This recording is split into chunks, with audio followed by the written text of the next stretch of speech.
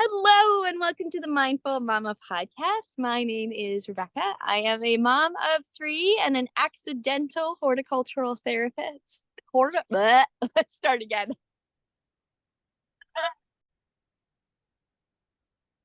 Hello and welcome to the Mindful Mama podcast. My name is Rebecca. I am a mom of three and I am an accidental horticultural therapy practitioner because my time with my children in the younger years led me down a road of depression, and nature, among other things, brought me back out.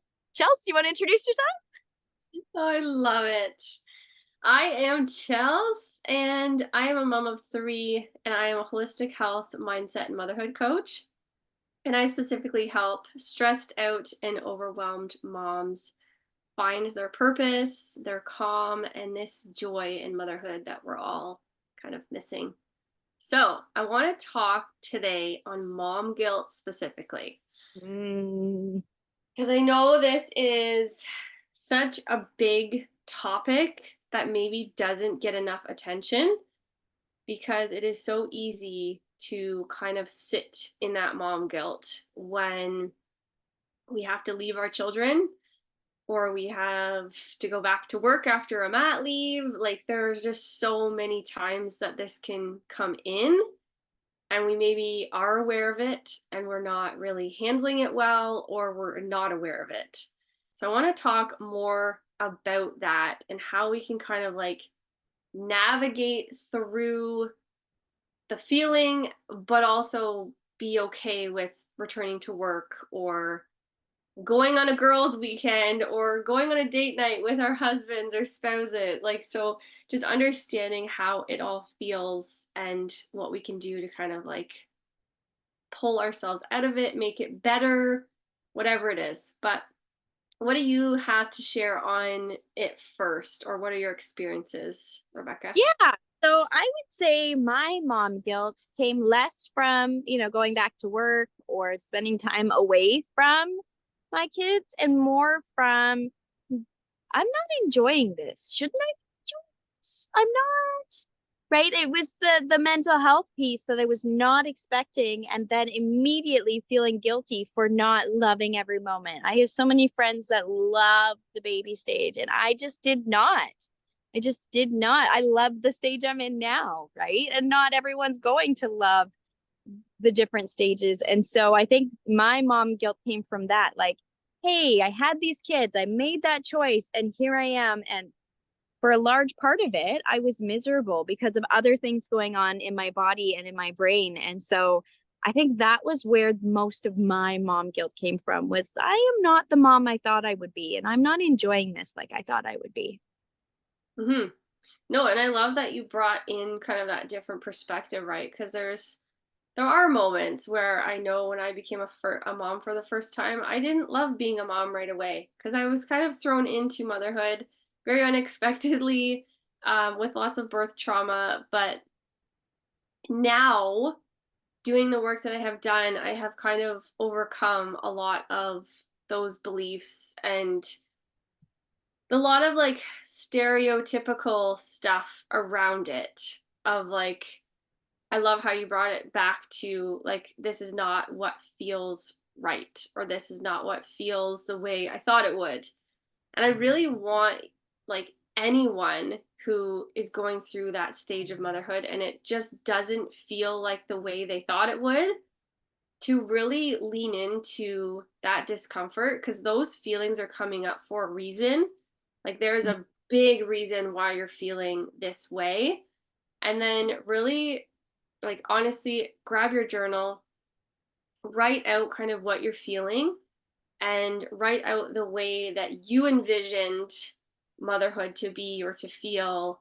Or maybe you had a boy and you couldn't handle the craziness because you envisioned having a little girl who just sat and and just like read a book by themselves, right? And it's complete opposite energy when you have a little boy that's like running around and wanting your attention and all of that stuff. So there's being lots of adapting, obviously, to different situations as you go through parenthood and specifically through your motherhood journey.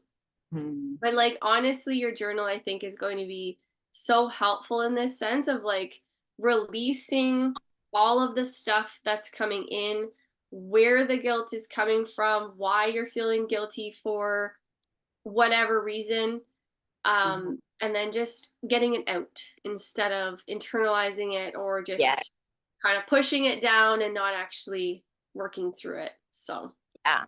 Yeah. I think part of the struggle and what makes the mom guilt worse is the fact that we don't voice it, right? We don't share with other people because we are so ashamed of it. I think sometimes when things are not, I'm not the mom that I thought I would be. And yet in therapy, I learned, but like as a Christian, I believe that God gave me these children. And so he chose me for these specific children. And he chose these children for me as a person who's high energy and loves to be barefoot and who's a little bit chaotic. He gave these specific children to me and he is equipping me to be that mom. And so when I could accept that, hey, like who I am is a good fit for these kids, who I am and the growing I'm going to do is a good thing. And I don't need to look like Chelsea or I don't need to look like Michelle. I can just lean into who I am and find ways to enjoy motherhood the way that because of who I am. That was such a freeing thought for me. And so being able to, write down those, this is not how I thought it would be, these things I'm struggling with, and then to go through them and go, okay, what about that? Like, what's actually true in that? And what is just society, or what is something totally unrealistic? What's before you're a mom, you have no concept, none of what being a mom is actually going to be like, right? So you cannot judge motherhood based on what you thought it would be like because you're a totally different person. The chemicals in your body have changed. Your entire world, the amount of sleep you get has changed, right? And so I think a lot of my guilt came from the comparing what I thought it would be versus what it actually was.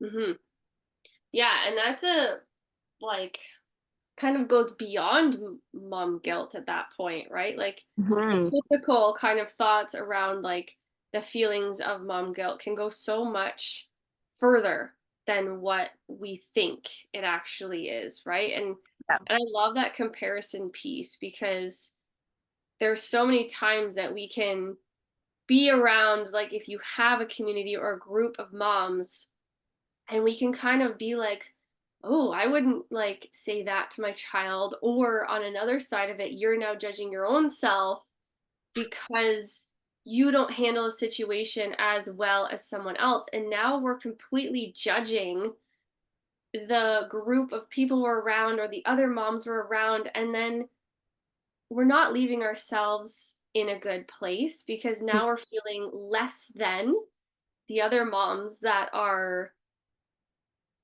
doing it better than we are maybe.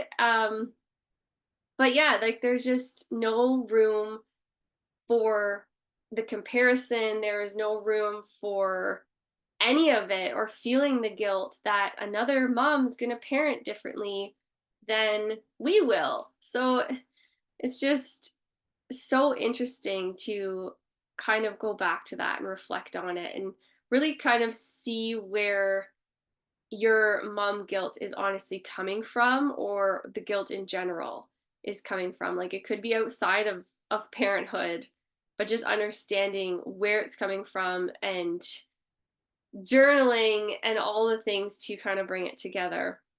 And specifically, I have a new group of like mom tribes that we have just kind of come together and created on Instagram.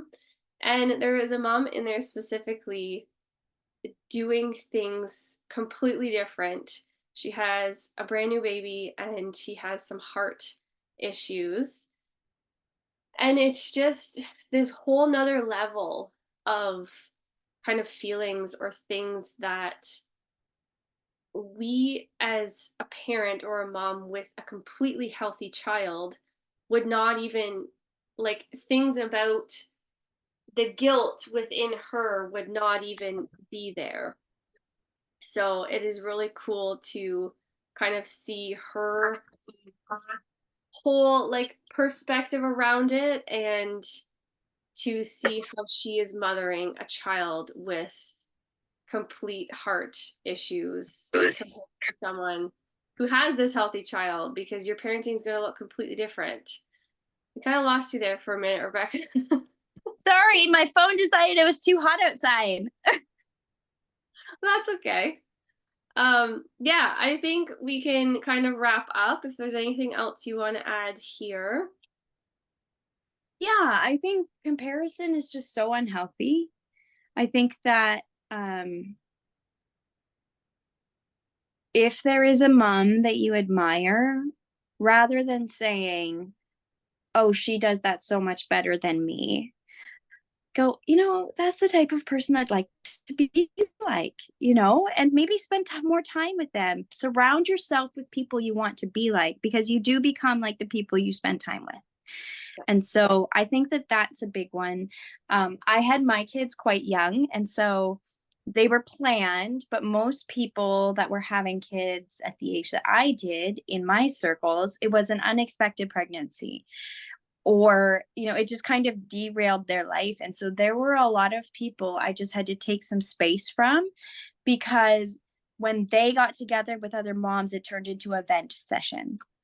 And Mhm. so that was not healthy for me as a person who was already struggling, to enjoy motherhood and to want to be there and do all the things. And so I really looked for people that um were kind to their children, and who I thought were managing things well. And I mean, I had to put myself out there, right? So if I saw a mom that I admired at a play group, I'd have to put myself out there and ask for a play date, and then just watch and learn from them. And then I think the other thing when it comes to mom guilt is having someone who's already been through it. So I have an aunt that was such a game changer for me when I had kids, because her kids were starting to move out of the house when I had my kids. And so I could go to her on a hard day, or on a day where I felt like I was totally failing. And she could remind me that you are not the first mom to go through this. You are not the only one dealing with this, and you are doing a good job. And so I think there's much value in surrounding yourself with people who are older than you and that have more life experience than you, um, because you can gain from their wisdom. Mhm. Yeah. No, I love that you brought up that whole whole piece, right? Like, go to the people you admire who have done it really well, or in your opinion done it well. To someone else it may be a different opinion, but as long as what you feel feels right to parent and to mother, that's all that matters. And really, Mhm. don't look at it as this like judgmental piece of like, I'm not as good as her. Look at it as like, what can I learn from her? Yes. Will really shift your mindset around like, I have a ridiculous amount of like friends, and they always just feel this like less than feeling when they're around certain other moms, because they feel, or we can turn it to social media, like when you see an Instagram mom and she has her stuff together, like we can sit there and judge, but I'm not as good as her. But we Mhm. don't actually know what happens kind of behind the scenes of that beautiful family photo on Instagram, of where all the kids are wearing matching outfits and everyone looks so adorable. We can kind of like, because I know I've done it, I've sat there and just like, oh, I really wish I had really cute family photos, like where my kids actually cooperated to get a photo taken. But again, we don't know kind of like what it took to get that beautiful photo, or the pictures we're Mhm. seeing, or all the things, or if you know the mom personally, again, like just admire and don't copy her, but really adapt pieces of the things you love about the person she is, the way she parents, all the things, like take the pieces that you love the most and kind of Mhm. adopt them into your own self-image. Yes. Yes. So surround yourself with people you want to be like and Mhm. continue to grow. And I think that when you do that and you create a circle of kindness, you will grow. And as you have grace for other moms, they will have grace for you, and you guys can help each other along the way. Mhm. Yeah. I love that. All right, we'll see you next week on the Mindful Mama Talks podcast. Bye.